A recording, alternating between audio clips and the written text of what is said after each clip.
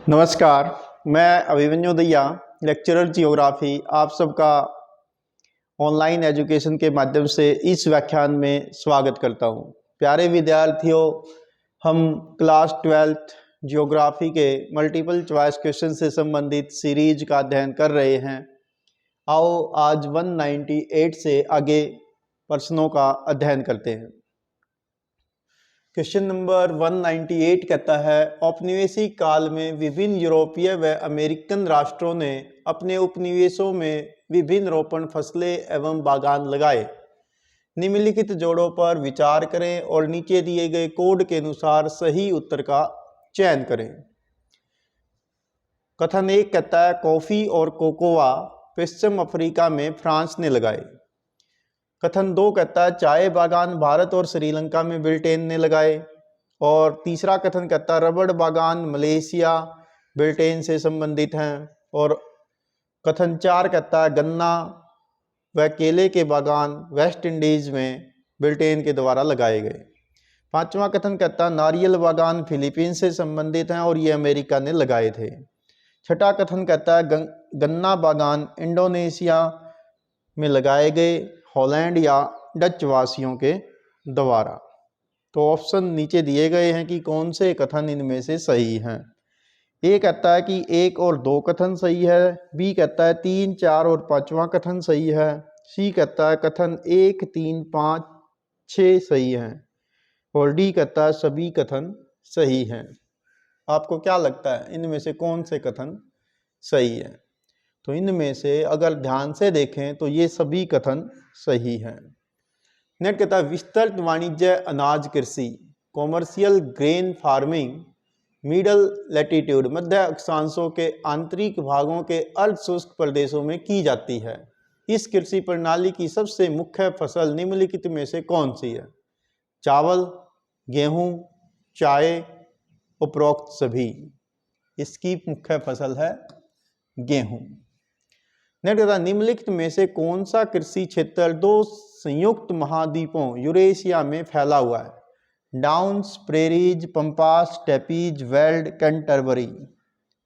ये सारे commercial grain farming के क्षेत्र हैं, मिड लैटिट्यूड के अंतर्गत आते हैं।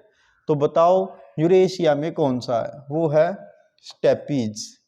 डाउन्स ऑस्ट्रेलिया में है, प्रेरीज अमेरिका में है, पंपास दक्षिण अमेरिका में है, ब्राजील और अर्जेंटीना में, वेल्ड जो है दक्षिण अफ्रीका में है, कैंटरबरी न्यूजीलैंड में है। नेक्स्ट कहता है, खेतों का विशाल आकार सभी कृषि कार्यों यंत्रों द्वारा संपन्न, प्रति व्यक्ति उत्पादन अधिक लेकिन प्रति एकड़ उत्पादन कम। ये सब किस कृषि प्रणाली की विशेषताएं हैं? नीचे ऑप्शन दिए गए हैं, रोपण कृषि, मिश्रित कृषि, वाणिज्य अनाज कृषि, डेयरी कृषि।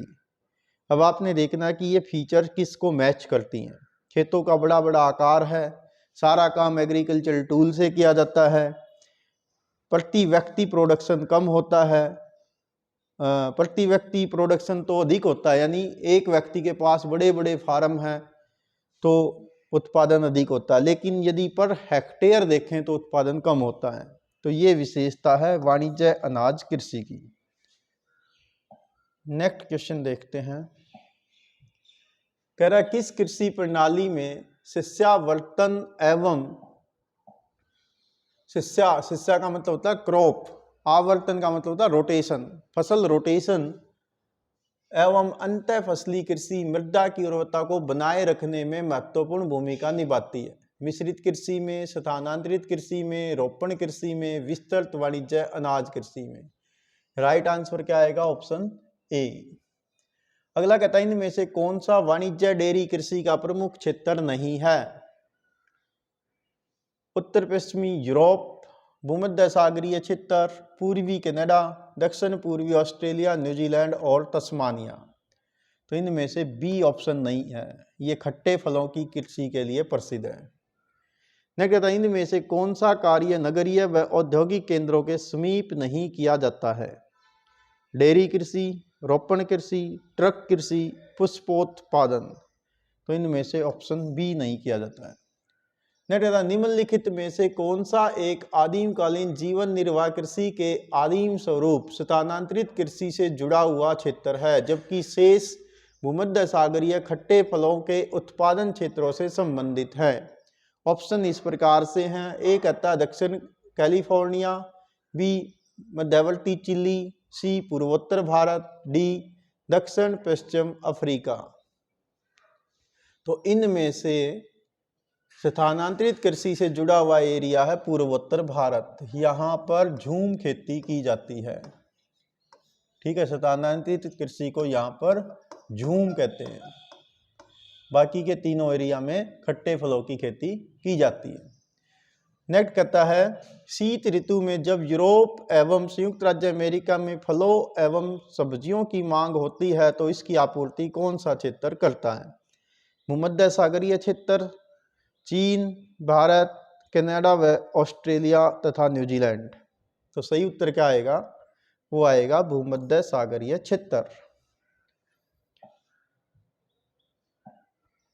नेक्स्ट प्रश्न कहता है यूरोप का कौन सा देश पुष्प उत्पादन में विशिष्टीकरण रखता है? यहां से बागानी फसल विशेषतः ट्यूलिप एक प्रकार का फल पूरे यूरोप के प्रमुख शहरों में भेजा जाता है। England, Spain, Netherland, Italy. Right answer क्या आएगा? नीदरलैंड। नेक्स्ट कहता है निम्नलिखित कथनों पर विचार करें और कोड के अनुसार सही विकल्प का चयन करें। ये कहता है यूरोप के जिन प्रदेशों में विशेषतः औद्योगिक क्षेत्रों में गाय, बैल, कुकुर आदि पाले जाते हैं, कुकुर का मतलब होता है मुर्गा या मुर्गी पालन, वहां ऐसी कृषि प्रणाली कारखाना कृषि कहलाती है, फैक्ट्री फार्मिंग कहलाती है। कथन 2 कहता है पश्चिम यूरोप, उत्तर पूर्वी यूएसए के जिन प्रदेशों में कृषक केवल सब्जियां पैदा करते हैं वह ट्रक फार्मिंग या ट्रक कृषि कहलाती है। कोड इस प्रकार से है कि केवल कथन 1 सही है, बी कहता है कि केवल 2 सही है, सी कहता है दोनों सही है, डी कहता है दोनों गलत है। इसका सही उत्तर है ऑप्शन सी, दोनों कथन सही है। नेट कहता है प्रश्न थोड़ा पैराग्राफ टाइप्स में है कि जब कृषकों का एक समूह अपनी कृषि से अधिक लाभ कमाने के लिए स्वेच्छा से सहकारी संस्था बनाकर कृषि कार्य संपन्न करते हैं तो इसे सहकारी कृषि कहते हैं। सहकारी आंदोलन 1 शताब्दी पूर्व आरंभ हुआ था जिसमें पश्चिमी यूरोप के अनेक देश शामिल हैं, लेकिन इस कृषि प्रणाली को सर्वाधिक सफलता निम्नलिखित में से किस देश में मिली जहां प्रत्येक कृषक व्यवहारिक रूप से इस आंदोलन का हिस्सा है? Denmark, Netherland, Belgium, Sweden, Italy. Right answer option A, Denmark. Next कहता है खनिजों के खनन का सबसे सस्ता तरीका कौन सा है? विवर्त खनन, भूमिगत खनन, ड्रिल खनन, कूपिक खनन। सबसे बढ़िया है विवर्त खनन। इसको धरातलीय खनन भी कहते हैं, उत्खनन भी आप इसको कह सकते हैं। सबसे ऊपर से खोदना कहलाता है ये। नेक्स्ट कहता है मक्का पेटी